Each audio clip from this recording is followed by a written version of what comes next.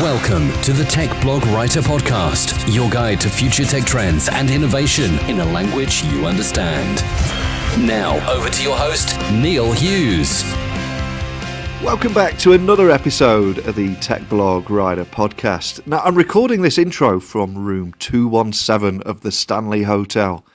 Now, for those that don't know, that's the room that inspired Stephen King to write The Shining after spending a night here.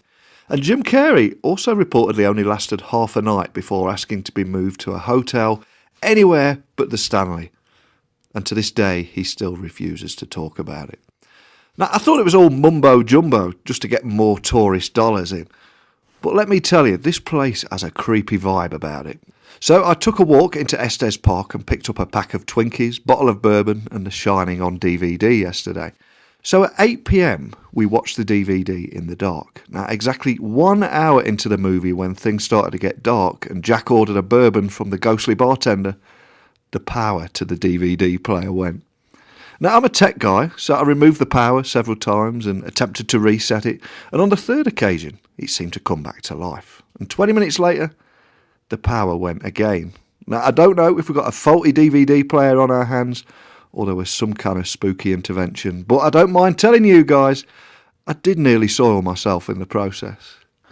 Especially when the internet went shortly afterwards as well. But for any of my YouTube subscribers, I am going to do a video so you can see exactly what I'm talking about and how eerie this place is. So make sure you go over there and subscribe. But hey, I survived to tell the tale, and I now need to keep my mind busy and send you guys and dolls another podcast.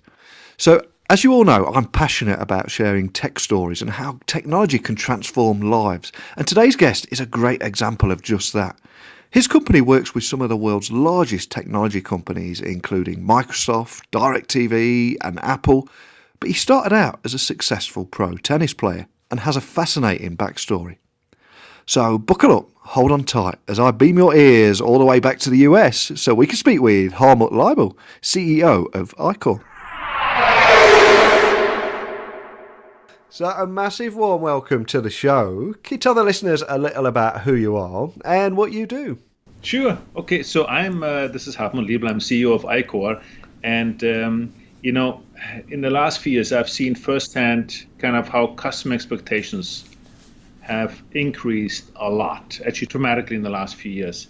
So providing a terrific customer experience is actually really, really hard, especially across growing number of communication channels, regions around the world, because we operate globally, So I have the opportunity to actually work alongside some of our largest global clients on their service challenges. And, it goes all the way from working through local nuances such as cultural preferences. I can think of import-export regulations, forces that requires our nimble team to be very adapt to local preferences. Give you an idea. In India, for example, we have a substantial operation and presence in India, even though we're an American company.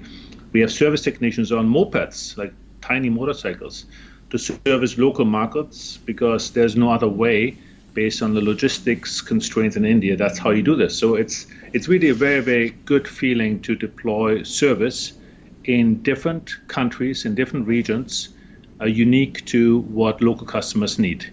And that's what we do as a company, if that makes sense. Absolutely. I'm just thinking now, for anyone that's new to iQor and what you do, can you just help set the scene and tell them exactly what problems it is that you solve, and also some of those big brands that you help out there? So we work in the background behind some of the largest brands that you've heard of. Without going into details, these will be the Apples, the Samsungs, the Citibanks, the HSBCs, Siemens of the world, right? So effectively, any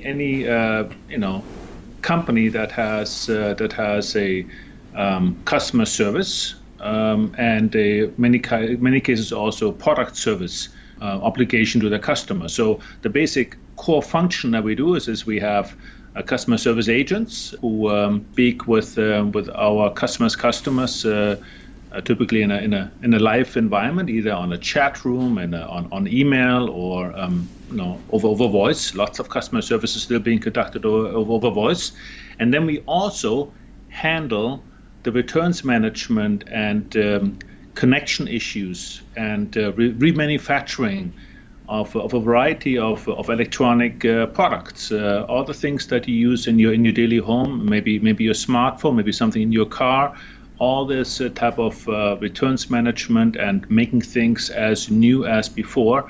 That's the other piece of what iQor does, and we bring this all together and provide a wonderful end-to-end service experience. Now, I do love tech startup stories, but for me, it's also about the very human stories behind them that intrigue me. So can you tell me more about your background, where you came from and that working class family, and in your teen years, how you became interested in tennis and then ended up being ranked number 20 in Europe by the time you were 21? I mean, it's a fantastic story. Could you just elaborate on that a little?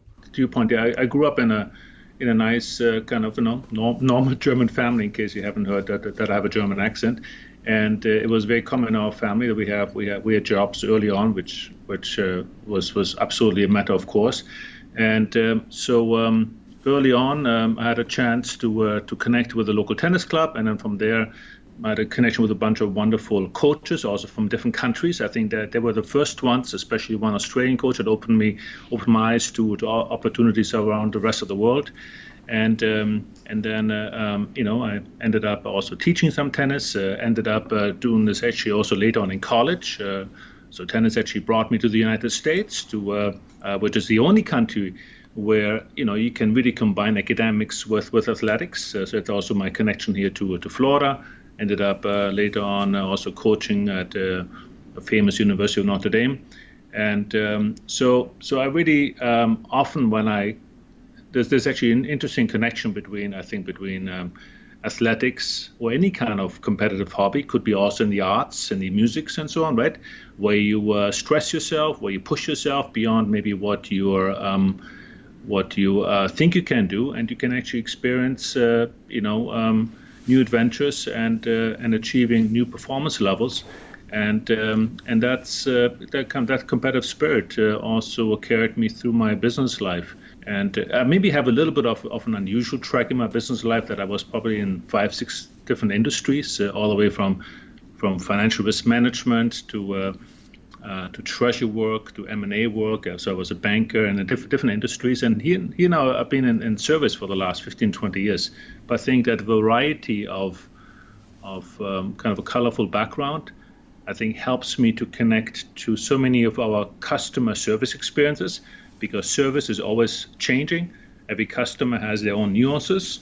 And I think that that kind of portfolio of personal experiences maybe helps me a little bit today, also in my current career. That's what I at least want to believe. No, I couldn't agree more. And I think that colourful background and that life experience is possibly one of your biggest strengths. I mean, because I think we often focus on winning and success, but we don't talk enough about how losing or our failures can also shape future leaders too. So can you tell me about your experience in losing, both as a professional tennis player or in business settings, and how those experiences, you don't actually class them as failures because of opportunities to learn and have paid dividends in your role as CEO at iQor now? Yes. You know, if you, just focusing at the moment at the athletic world, it is, even some of the greatest performers, sport like a Tiger Woods or Roger Federer. If you look at their record, they don't win every game, and especially early in their career, they had years where they lost more matches than they won matches, right? And you have to get up in the morning and go, well, today is another day to become a better person and a better performer. So, you fall, you get up, and you keep going. And you do this for thousands and thousands of hours, and it starts to become ingrained in you, right? So you fall, you lose, you get up, and you keep going. And it is that resilience, I think, that is very, very constructive. I also had a job at my first job was actually, I was a currency trader. And currency management is probably one of the most competitive markets. It's highly liquid. So probably, it's very, very difficult to be north of 50 or 51% of being right. So there's an environment where you lose a lot. And losing, I think, is a very good, humbling experience. And if you overcome it, it makes you a stronger and better person. And later on, maybe also a leader who has maybe slightly more compassion than otherwise. Now, you did hint on this a few moments ago, but if you look back now, do you see many similarities from your path at iQor with that tennis career? Are there any significant similarities or parallels that you can think of? I don't want to zero in too much in my particular position right now because it's all a journey and we all have our own path. But yeah.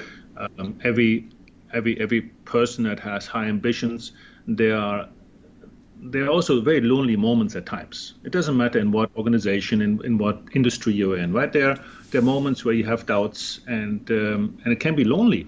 It can be really lonely, right? At least maybe you're lonely with your thoughts.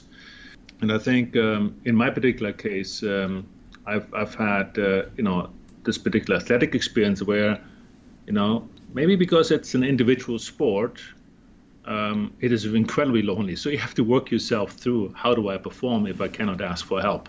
Actually later on, I had the experience of playing for a team. So combining actually an individual sport in a team environment. Now that was a lot of fun because you still had to learn how to battle through, but you had a few peers to also talk to.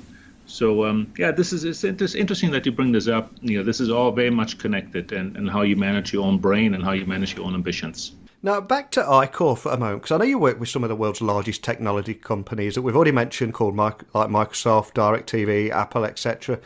But I'm kind of curious, without mentioning any names or going into any details, if you put them all in one big pot, are they all facing similar challenges in this new mobile digital world and that rising customer expectations? And how are you helping solve those problems and turn them into opportunities?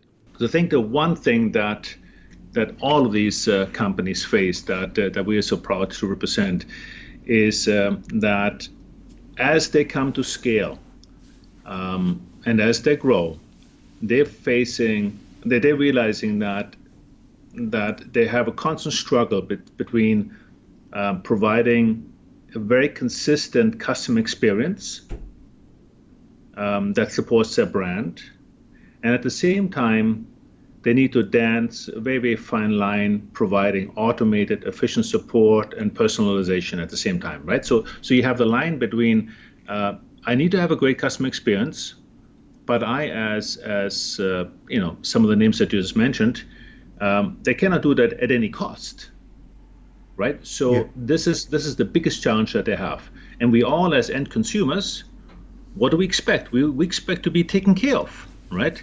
It was pretty easy to purchase whatever the connected home audio device in my local electronics store, and now I bring it home and I turn it on, and it's not exactly working the way expected, or maybe I'm struggling to connect it. At that very moment, my expectation as a consumer is incredibly high, because at that moment I'm going to reach out to somebody to say, listen, take care of me. And my expectation is, I think the average consumer's expectation at that moment is, whatever it takes, take care of me, because I bought your product. And I'll put yourself obviously in the shoes of the service provider, of the company who sold this product proudly. Sure, they want to take care of the customer, but it cannot be done at any cost. So that's the fine line. And that's a big reason why these very large global brands turn to a company like iQor, because we can execute this amazing customer experience. And because we do this also for so many other brands and customers, we've become really good at it and really efficient. So I actually don't even want to mention that we are in the outsourcing industry. I really like to call ourselves, we are very specialized in customer service. And our tagline is actually that we are the customer experience company behind the world's largest brands, because we are really, really good at solving that particular challenge that our customers have. I'm glad you said that there, because it does seem that you are much more than just a traditional business process outsourcing provider. But I look at you as more of a company that's taking both its customers and itself through that digital transformation in parallel. So as you guys are the fixers and you're fixing other companies' problems, what is your challenge? What keeps you awake at night, or what are the challenges that you're having to overcome? Yes. So it is very much connected to our customers' customers' experiences. Yeah. But then also making sure that we continue to be a learning company. We make ourselves more efficient as we grow. That we stay nimble, right? So we have our own kind of automation thrust that we want to make sure that our core business processes becoming more and more automated so that we can focus our brain power on the less mundane activities. Because yes, our customers expecting us to be more efficient, achieving better price points, so that there's a competitive aspect to how we run our business, and then we need to be also on the forefront of anticipating what customer experience will look like and has to look like before our customers actually even know about it. So we also spend a fair bit of effort in making sure that we are a learning organization and anticipate how good we need to be in the years ahead, in the area of customer service.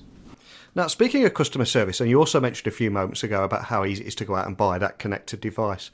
I read a great survey recently, I think it was by you guys, about the smart home and how it's creating more frustrated customers. And more than 1 in 3 US adults experience issues actually setting up or operating a connected device. Can you just talk a little bit more about that survey and the results in there? Yes. So a little bit the origin to that is since we're in the middle of that, and we all have, even in our management team, sometimes, we often sit around and share horror stories of what we personally experience in our own life, right? Yeah. And everybody has a not so great customer story to share, right? And so as we sat around, we thought, why don't we kind of bring a little bit of formality to this? Let's get some real data points of what actually is happening out there. What's like the typical customer actually experiencing out there? So we commissioned a wonderful report, CPX 360, which you can find for those listeners who want to refer to this. They can find them on our website. And here's some amazing results, or maybe some affirmative messages we heard from these 6,000 people that we surveyed. So consumers are frustrated by having to deal with multiple parties to have one issue resolved. So that's the headline. So they're just frustrated that it's not like one touch point, right? Yeah. And but we now have data points that consumers, they report they have to deal with 2 to 3 different companies over 3 different sessions and 3 different people when trying to resolve an issue with a connected device. So if you just reflect on those numbers, right, 3 companies, 3 different people, 3 different sessions, that in itself creates frustration, right? Effort, handoffs, right? Hey, I just communicated my issue to that other entity. Why do I have to start here again? And we're going down the wrong path, right? I mean, that was a very interesting kind of validation that we but was very good to get some data points around this. The second result, if I may kind of share with you, that came out of the survey, is that we offered actually 20 different ways to solve an issue, right? All the way from, would you prefer to read a manual, ask a friend, all the way through ultimately calling the customer service number. So we asked those questions under 2 lenses. One is convenience, and the other one being effectiveness. And guess what? The most effective and convenient solution was YouTube, was expert crowd forums. Yeah. Right? So these 2 means of issue resolution show that people like to engage in self-help with video content, but also that we have to start thinking more about how to use crowdsourcing element and offering actionable insights for our customer brands, right? And that's we're right in the midst of it. So thanks for asking me about the survey. I think it was just fantastic to kind of validate what we all kind of have a hunch for. Absolutely. And like you said, if we've got a problem with anything, I don't know, if a cooker or even washing machine breaks down, you don't just go out and buy a new one. You go on YouTube first, see if you can work out how to fix it. That's our instinct, isn't it? Mm-hmm. Yep, exactly. And something happens all the time, right? Nothing is perfect yet. No, absolutely. So what is next for iQor? Is there anything else you can share with us today about what you're up to? Well, I think we're still in the early phases of where this industry and where this company is going, because we are working in the background of the world's largest brands. Not that many people actually know about us. So the more people know about our industry and know about our specialized capabilities, there's just a lot of natural growth. So also appreciate obviously the visibility that you, Neil, provided to us and to this industry. So I think there will be, like in many other fields in industry and in education, so on, I think there will be more specialization, and that creates tailwind for us. So we continue to grow faster than the market and grow faster than our competition. And what we're really working on is a transformative aspects in the service industry, and that is bringing the front office, customer-facing, client interactions much closer together with the physical handling of a product that didn't function as expected, so that we can cut out the frustration that so many of our customers experience, and that was validated in the survey, where we minimize, the need for our customers to go to two, three, four different organizations, but bring it down to one or two, make it easier, and make it easier for our customers, clients to engage with us. And so there's both the transformative aspect that I'm so proud to lead with part of this team, as well as just beating the competition, winning more business, and educating more and more of our clients and prospects what a great solution they can get through our industry, and obviously through our firm in particular. That will be my 10-second propaganda. Fantastic. Now, finally, can you just remind the listeners of your web and your contact details for your team, if anyone listening's got any questions about any of the topics that we've covered today? Yes. I think the easiest would be to check us out on our website. It's iQor.com. That's iQor.com. And that's one of the better websites in our industry. I think you will enjoy checking it out. And that also provides you all the contacts necessary if you want to take the conversation a little bit further and want to get some personal attention as it relates to our company here. Well, I'll add those links to the show notes and the blog post accompanying this podcast, and also I'll add a link to the survey that we talked about too. So a big thank you for coming on today. You have had that colourful background and rich life experience, but I think that's the reason you are where you are now. And rather than play it safe, I think it's so important to go out there and taste and touch and experience as much as you can. And you've done that. So a big thank you for coming on and sharing your story today. Well, Neil, it was my pleasure, and thank you, and all the best to you. All the best. I think we often only get to hear about success stories of companies and entrepreneurs out there. But what I loved about this interview is that Hartmut shared his experiences in losing, both as a professional tennis player and in business settings, and how these experiences have actually paid dividends in his role as CEO. Losing is not a bad thing. It actually shapes and moulds your future success, which is probably why so many say fail fast and actually see failing as an opportunity. But what are your thoughts? As always, email me at techblogwriter@outlook.com, tweet me at Neil C. Hughes, or equally pop by the website techblogwriter.co.uk/podcasts and check out all of the episodes that we've recorded here. Now, I'm flying back to the UK now and have a long queue of guests waiting to speak to us, so prepare for your podcast feeds to be bombarded as I hit the ground running again. And of course, try not to overanalyse what really did happen in 217 of the Stanley Hotel. So, a genuine thanks for listening, and until next time, don't be a stranger. Thanks for listening to the Tech Blog Writer Podcast. Until next time, remember, technology is best when it brings people together.